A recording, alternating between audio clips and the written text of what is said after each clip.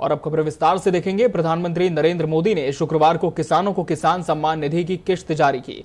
परशुराम जयंती, ईद तथा अक्षय तृतीया के पर्व के दिन किसान सम्मान निधि प्राप्त करने वालों में सर्वाधिक संख्या में उत्तर प्रदेश के किसानों की भी रही। पीएम नरेंद्र मोदी कोरोना संक्रमण काल में किसान सम्मान निधि की 8वीं किश्त जारी कर चुके हैं।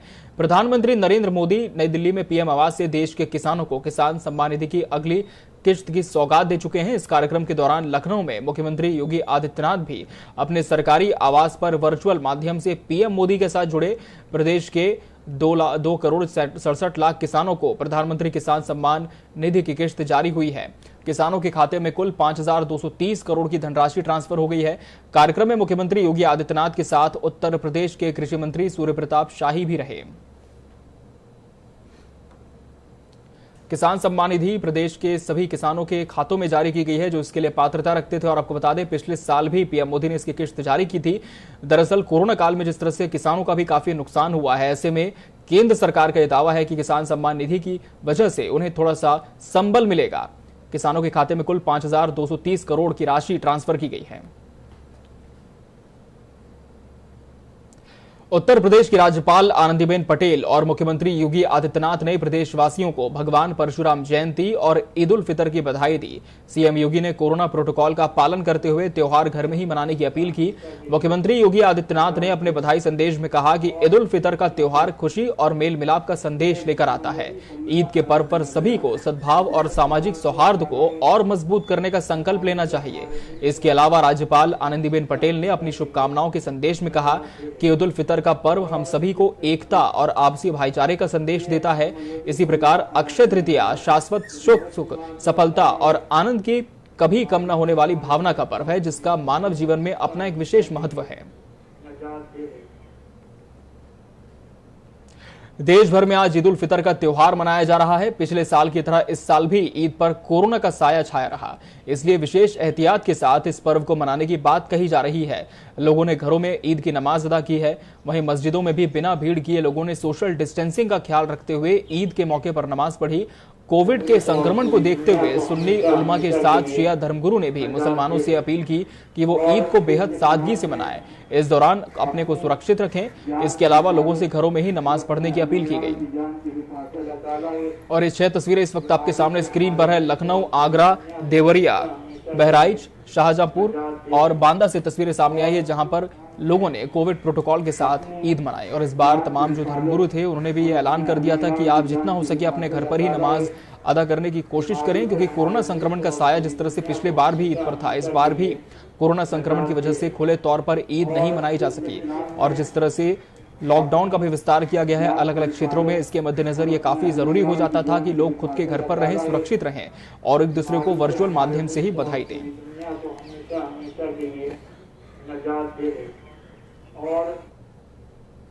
चित्रकूट जेल में गैंगवॉर। जी हां, बाहुबलियों और गैंगस्टर्स का आतंक, उनके बीच होने वाले गैंगवार और सुपारी किलिंग के लिए कुख्यात है उत्तर प्रदेश। लेकिन शुक्रवार को तो हद ही हो गई। यूपी में अत्याधुनिक माना जाने वाला चित्रकूट जेल सुबह लगभग 10 बजे गोलियों की तड़तड़ाहट से दहल उठा। यहां पश्चिमी उत्तर प्रदेश के कई दर्दान गैंगस्टर्स बंद हैं। इनमें से एक अंशु दीक्षित ने पश्चिमी यूपी के ही 2 कुख्यात बदमाशों को गोलियों से भून डाला। दोनों की मौके पर ही मौत हो गई। वहीं अंशु दीक्षित को पुलिस ने जेल के भीतर ही एनकाउंटर में मार गिराया। अंशु ने जिन 2 बदमाशों को गोली मारी वो दोनों बाहुबली विधायक मुख्तार अंसारी के खास गुर्गे बताए गए हैं।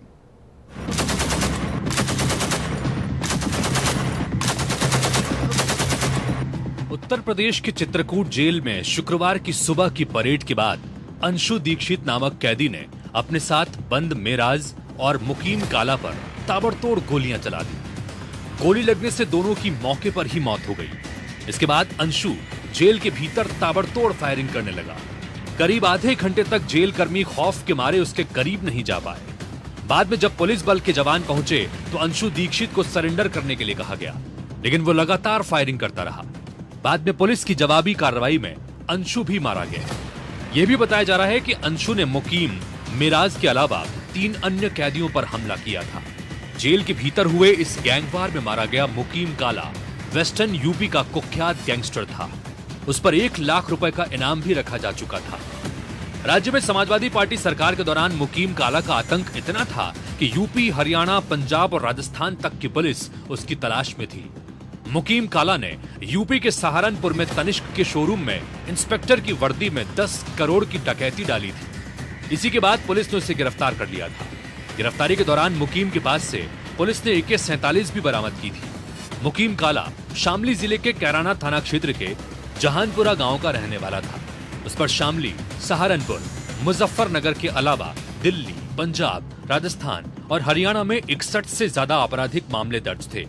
इनमें लूट, रंगदारी, अपहरण, फिरौती जैसे 35 से ज्यादा मुकदमे थे। मुकीम काला के दूसरे भाई वसीम काला को 2017 में STF मेरठ यूनिट ने मेरठ में मुठभेड़ में मार गिराया था। अंशु दीक्षित भी पश्चिम यूपी का कुख्यात अपराधी है। बताया जा रहा है कि उसने काला को मारने की सुपारी ली थी। सीतापुर जिले के मानकपुर कुडरा बनी का मूल निवासी अंशु दीक्षित लखनऊ विश्वविद्यालय में दाखिला लेने के बाद अपराधियों के संपर्क में आया। 2008 में वो बिहार के गोपालगंज में अवैध हथियारों के साथ पकड़ा गया था। अंशु दीक्षित को 2019 में दिसंबर में सुल्तानपुर जेल में वीडियो वायरल होने के बाद चित्रकूट जेल भेजा गया था। अक्टूबर 2013 को उसने मध्य प्रदेश और उत्तर प्रदेश STF पर गोलियां चलाई थी। दिसंबर 2014 में इसे पकड़ा गया था। उत्तर प्रदेश में चित्रकूट जेल को आधुनिक माना जाता है। इसी के चलते प्रदेश भर की जेलों में कई कुख्यात बदमाशों को पिछले 3 सालों में यहां ट्रांसफर किया गया। वारदात के बाद जेल को छावनी में तब्दील कर दिया गया है। मगर इस अत्याधुनिक जेल की सुरक्षा में सेंध कैसे लगी? बदमाश अंशु दीक्षित के पास पिस्टल कहां से आई? ऐसे कई सुलगते सवालों पर अफसरों में खामोशी छाई हुई है। Bureau report, INS 24/7। वहीं चित्रकूट जेल में हुई इस घटना के बाद विपक्ष भी हमलावर हो गया है। कांग्रेस के प्रदेश प्रवक्ता अंशु अवस्थी ने योगी सरकार पर निशाना साधा है। अंशु ने कहा कि उत्तर प्रदेश को बीजेपी और मुख्यमंत्री आदित्यनाथ ने जंगल प्रदेश और नरक प्रदेश बना दिया है। और कुछ क्या कहा कांग्रेस प्रवक्ता ने, आपको सुनाते हैं। घटनाएं बढ़ रही हैं। अरे मुख्यमंत्री जी, कुछ तो उत्तर कोरोना की महामारी से पहले से ही उत्तर प्रदेश में लोग लगातार संकट में हैं। सरकार ना तो उनको ऑक्सीजन मुहैया करा पा रही है, ना बेड मुहैया करा पा रही, और उसके बाद जेल के अंदर इस तरीके के अपराध, दिन पर दिन आपराधिक घटनाएं बढ़ रही हैं। अरे मुख्यमंत्री जी, कुछ तो उत्तर प्रदेश में ठीक कर दिया होता। आपने उत्तर प्रदेश को जंगल प्रदेश और नरक प्रदेश बनाकर छोड़ दिया है। क्यों कुर्सी से चिपके हुए हैं? इस्तीफा दीजिए और मठ को वापस जाइए, क्योंकि उत्तर प्रदेश को चला पाना आपके और भाजपा के बस की बात नहीं है। कांग्रेस पार्टी, श्रीमती प्रियंका गांधी जी लगातार अपराध को लेकर, कोरोना महामारी को लेकर आगाह कर रही हैं आपको, लेकिन आप अहंकार में डूबे हुए हैं, अहंकार में चूर है। उत्तर प्रदेश के मुख्यमंत्री उत्तर प्रदेश के लिए पनौती बन चुके हैं। अब उत्तर प्रदेश को मुक्त करिए। उत्तर प्रदेश में जिस तरह से आपराधिक घटनाएं लगातार हो रही हैं और इस बार तो जेल के अंदर ही गैंगवार हो गया, इसके मद्देनजर विपक्ष लगातार अब सरकार पर हमलावर है। बीजेपी ने यूपी को जंगल प्रदेश बनाने का आरोप लगाया है। चित्रकूट की घटना पर कांग्रेस ने निशाना साधा है। वहीं चित्रकूट में प्रशासन की नाक के नीचे हाई सिक्योरिटी जेल में गैंगवार हुआ, जिस पर अब कई सवाल उठ रहे हैं और विपक्ष भी लगातार महकमे के जरिए सरकार पर निशाना बनाए हुए है। कोई भी कहीं भी किसी को भी कभी भी ठोक सकता है, क्योंकि उत्तर प्रदेश के अंदर में जंगल राज चल रहा है, गुंडा राज चल रहा है। कानून व्यवस्था नाम की चीज यहां है ही नहीं कोई। जेलों में जो बड़े बड़े माफिया बंद हैं, उनके पास जेल के अंदर असले पहुंच जाते हैं। वहां गैंगवार शुरू हो जाता है जेल के अंदर में। जेल के अंदर में गैंगवार, जेल के बाहर गैंगवार, तो फिर कानून व्यवस्था कहां उत्तर प्रदेश के अंदर में? फिर तो उत्तर प्रदेश में जंगल राज चल रहा है। कानून व्यवस्था नाम की कोई चीज तो यहां है ही नहीं। तो दूसरी तरफ चित्रकूट जेल में बंद अपराधियों के बीच हुए खूनी संघर्ष के बाद कई सवालों के साथ ही विवाद भी जन्म लेने लगा है। इस घटना में मारे गए कैदी महराज के परिजनों ने आरोप लगाए हैं कि ये पूरी घटना एक साजिश है। न किसी का 302 किया किन्होंने, न किसी ने घर से उठा के कभी गांजा बेचवाया गया, कभी हीरोइन बेचवाया गया। यही इनका केस था और ये इतना बड़ा कोई केस नहीं था। एक इनके राइफल लाइसेंस जो है रिन्यूअल में वकील को कचहरी का दिया गया, कचहरी के वकील ने फराड करके रिन्यूअल कराया। उस केस को इतना बड़ा बाउंडर बनाया गया और जिस मुख्तार से 2004 के बाद जो है कोई मुलाकात नहीं, उस मुख्तार के साथ इनको जबरदस्ती जोड़कर मेरा घर तोड़ा गया, गिरफ्तार हुआ। मेरा भाई वर्दी में, बावर्दी पुलिस में जो है वो गिरफ्तार हुआ। उसके बाद जो है मेरे ऊपर 3 केस किया गया। बनारस प्रशासन ने, जो मैं रेलवे से मैं रिटायर आदमी हूं, आज तक कभी 107-16 नहीं हुआ। यूपी के बलिया, गाजीपुर और चंदौली में गंगा से शव मिलने के बाद बनारस में भी गंगा नदी में 7 शव मिले हैं। इन सभी शवों को निकालकर गंगा किनारे ही इकट्ठा कर दफन कर दिया गया। गुरुवार दोपहर राजघाट पुल के नीचे पहला शव देखा गया। इसके बाद गंगा किनारे खोज करने पर एक के बाद एक 7 शव मिले। इसमें 5 पुरुष के और 2 महिलाओं के निकले हैं। सभी शव गंगा में प्रवाहित किए गए थे। भदोही में भी प्रयागराज की तरफ से बहकर ये 4 शव देखे गए हैं। हालांकि उन्हें निकाला नहीं जा सका। जिला प्रशासन ने गंगा किनारे टीम बनाकर लगातार चक्रमण करते रहने के लिए पुलिस और लेखपालों की 2 टीमों को तैनात किया है। फिलहाल गंगा में अभी शवों के मिलने की संभावना बरकरार है।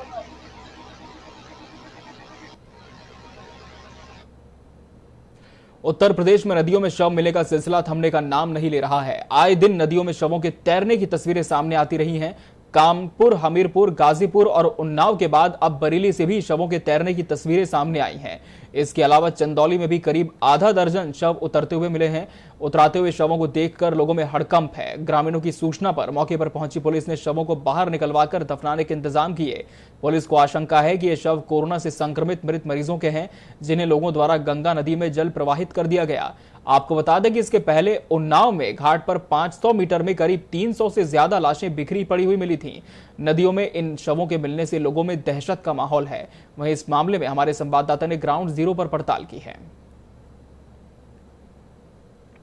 5 तस्वीरें इस वक्त स्क्रीन पर आपके सामने हैं। उन्नाव, चंदौली, कानपुर, हमीरपुर, बरेली और गाजीपुर से तस्वीरें सामने आई है, जहां नदी में तैरते हुए शव मिले हैं। पुलिस का हालांकि यह अंदेशा है कि जितने भी शव इस वक्त जल प्रवाहित किए जा रहे हैं, इसमें से अधिकतर शव की संख्या जो है वो कोरोना संक्रमित मरीजों की है। हालांकि इस बात की कुछ जगहों पर पुष्टि भी हुई है। वहीं कुछ शव ऐसे भी थे जिन्हें पुलिस बल निकाल नहीं सकी। कुछ जगहों पर टीम की तैनाती की गई है कि जिस तरह से लगातार शव प्रवाहित होकर आ रहे हैं, उन्हें नदी से बाहर निकाला जाए और इनके अंतिम संस्कार के भी मुकम्मल इंतजाम किए गए हैं। लेकिन ग्रामीणों में इन शवों को देखकर, हर रोज इस तरह का मंजर देखकर दहशत का माहौल है।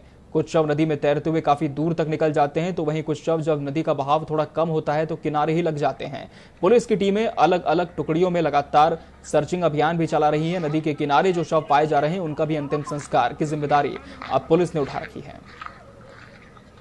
देखिए तस्वीरें, काफी खौफनाक ये मंजर है। कुछ जगहों पर शव के नजदीक कुत्ते भी आते हैं, कुत्ते भी नौचते हुए शव को नजर आते हैं। वहीं पुलिस की कोशिश होती है कि जल्द से जल्द इन शवों का अंतिम संस्कार किया जाए।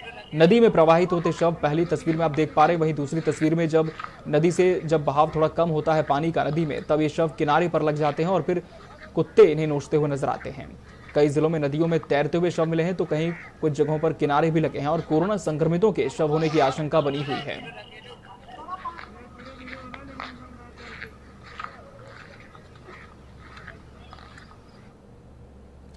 वैश्विक महामारी कोरोना वायरस संक्रमण की दूसरी लहर ने उत्तर प्रदेश में काफी कहर बरपाया है। अब नए संक्रमित भले ही कम मिल रहे हैं, लेकिन मृतकों की संख्या में लगातार बढ़ोतरी हो रही है। प्रदेश में बीते 24 घंटे में 15,747 नए संक्रमित मिले हैं।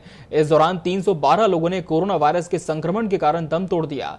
बीते 24 घंटे में जहां 15,747 लोग संक्रमित हुए हैं, वहीं 26,189 लोग कोरोना संक्रमण से उबरे भी हैं। प्रदेश में अब तक रिकवरी रेट 86.8% है।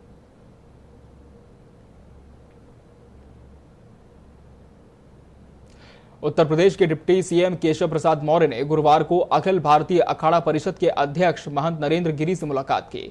डिप्टी सीएम महंत नरेंद्र गिरी से मुलाकात करने श्री मठ बागंबरी गद्दी में पहुंचे। यहां पर पहुंचकर डिप्टी सीएम ने महंत नरेंद्र गिरी का आशीर्वाद लिया और महंत नरेंद्र गिरी के स्वास्थ्य का भी हालचाल जाना।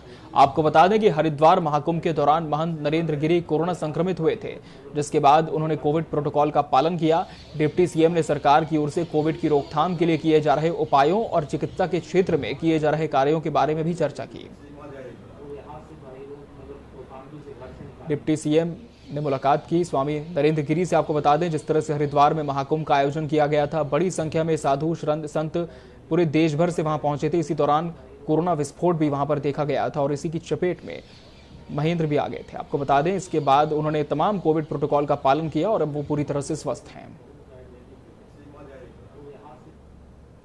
समाजवादी पार्टी के प्रमुख अखिलेश यादव ने आज लखनऊ के वेदांता अस्पताल में आईसीयू में जाकर आजम खान से मुलाकात की। इस दौरान अखिलेश यादव ने आजम खान से उनका हालचाल जाना। आजम खान के इलाज के लिए दिल्ली से डॉक्टरों की एक विशेष टीम बुलाई गई है। डॉक्टरों की टीम से अखिलेश यादव ने भी मुलाकात करने की इच्छा जताई है और आगे उनकी मुलाकात भी होगी।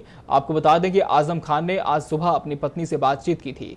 वेदांता हॉस्पिटल में क्रिटिकल केयर विशेषज्ञों की टीम उनकी निगरानी कर रही है। जानकारी के मुताबिक आजम खान को आईसीयू में ऑक्सीजन सपोर्ट पर रखा गया है। कोरोना संक्रमण अभी भी बना हुआ है। ऐसी स्थिति में क्रिटिकल केयर विशेषज्ञों की निगरानी में उनका इलाज चल रहा है। वहीं उनके बेटे अब्दुल्ला खान की सेहत ठीक है।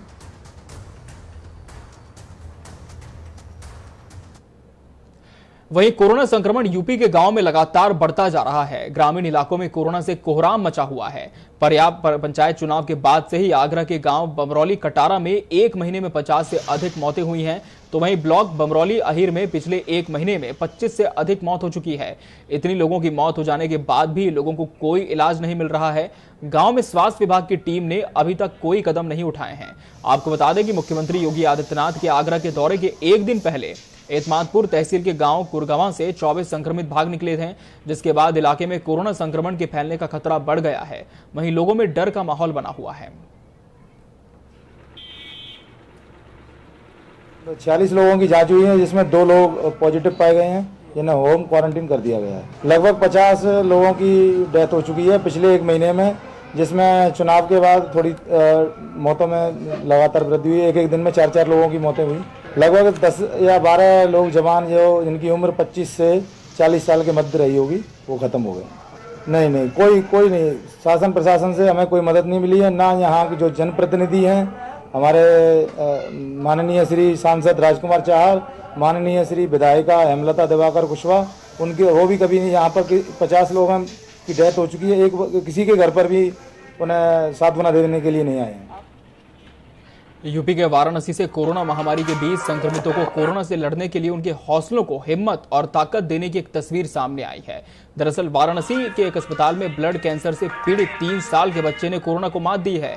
बच्चे की कोविड रिपोर्ट नेगेटिव आते ही चिकित्सा कर्मियों ने वार्ड में जश्न मनाया। जश्न मनाने के दौरान चिकित्सा कर्मियों ने बच्चे के साथ जीत जाएगा इंडिया गाने पर डांस भी किया। इस दौरान अस्पताल में अन्य मरीज भी नाचते देखे गए। कोरोना की भयावहता के बीच लोगों को हिम्मत देता ये वीडियो सोशल मीडिया पर तेजी से वायरल हो रहा है।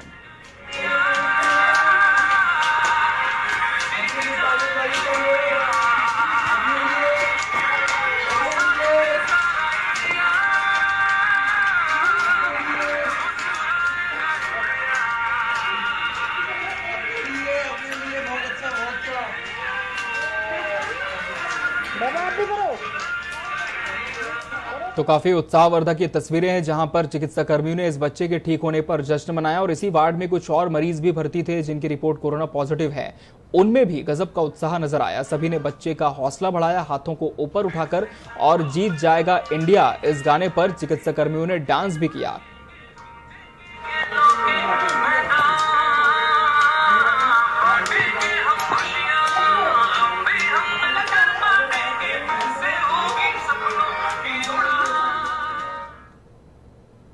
भारतीय जनता पार्टी से राज्यसभा सांसद विजयपाल सिंह तोमर ने केंद्रीय स्वास्थ्य मंत्री डॉक्टर हर्षवर्धन को पत्र लिखा है। सांसद विजयपाल ने पत्र में लाला लाजपत राय मेडिकल कॉलेज में ऑक्सीजन प्लांट लगाने की मांग की है और इस मेडिकल कॉलेज को नई दिल्ली एम्स का एक्सटेंशन काउंटर बनाया जाए। स्वास्थ्य मंत्री को लिखे पत्र में विजयपाल सिंह तोमर ने कोरोना काल का जिक्र करते हुए कहा है कि लाला लाजपत राय मेडिकल कॉलेज में ऑक्सीजन की कमी है, मरीजों के इलाज में कठिनाई हो रही है, इसलिए यहां 500 मरीजों की उपलब्धता के लिए बड़ा ऑक्सीजन प्लांट स्थापित किया जाए। उन्होंने कहा कि अगर यहां ऑक्सीजन उपलब्ध रहेगी तो 400 के बजाय मेडिकल कॉलेज में 1000 बेड तैयार किए जा सकते हैं।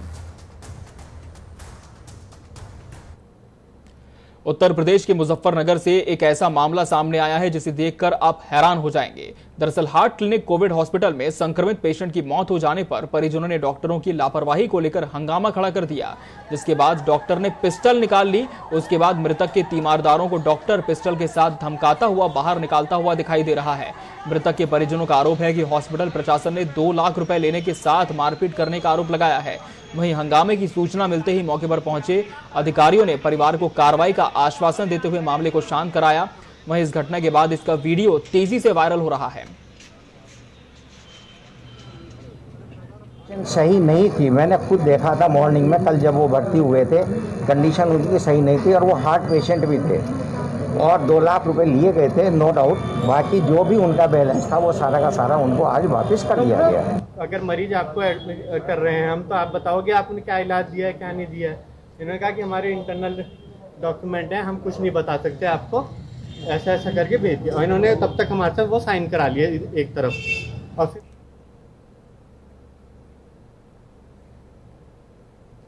यूपी में एक और जहां गंगा में शवों के मिलने का सिलसिला जारी है। शवों की दुर्गति होने के बाद महकमे की निद्रा टूटी है। तब कहीं जाकर सरकार के निर्देश पर जनपद में कोविड-19 संक्रमण से होने वाली मृत्यु पर शवों का अंतिम संस्कार निःशुल्क कराया जाएगा, जिसके लिए शासन प्रशासन ने पूरी कमर कस ली है। शमशान घाटों पर लकड़ी की उपलब्धता की अगर बात की जाए तो पर्याप्त मात्रा में लकड़ी उपलब्ध है। वहीं अगर लकड़ी की कमी होती है तो गैर जनपदों से व्यवस्था करते हुए लकड़ी के टॉल के ठेकेदार उपलब्ध करवाते हैं।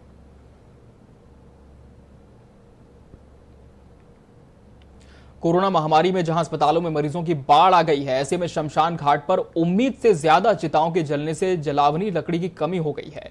इन्हीं सब बातों को देखते हुए जिला प्रशासन ने शवों को जल प्रवाह न कर जलाने पर जोर दिया है और अब इस काम में समाज सेवी संगठन भी सामने आने लगे हैं। बहुत सारे लोग अपने मनमानी भाव से लकड़ी बेच रहे थे।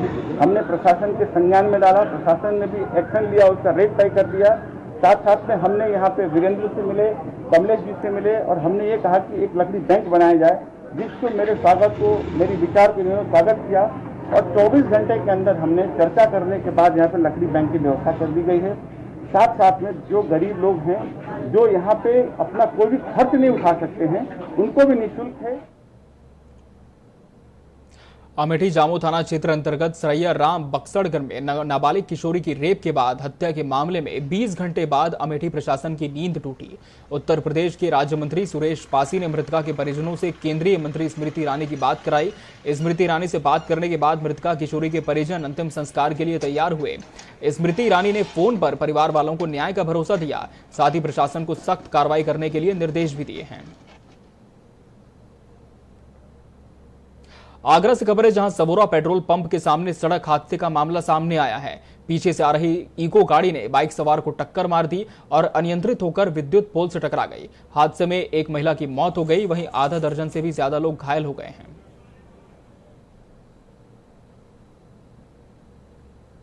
प्रतापगढ़ के गांव पांडे तारा में 2 भाइयों को गोली मारने का मामला सामने आया है। बताया जा रहा है कि दोनों भाई आरओ वाटर सप्लाई का काम करते थे और आज सुबह ही पैसों को लेकर कुछ लोगों से विवाद हुआ था और शाम को 2 बाइक सवार 4 बदमाशों ने दुकान के अंदर जाकर दोनों भाइयों उमेश और अखिलेश सिंह को गोली मारकर फरार हो गए।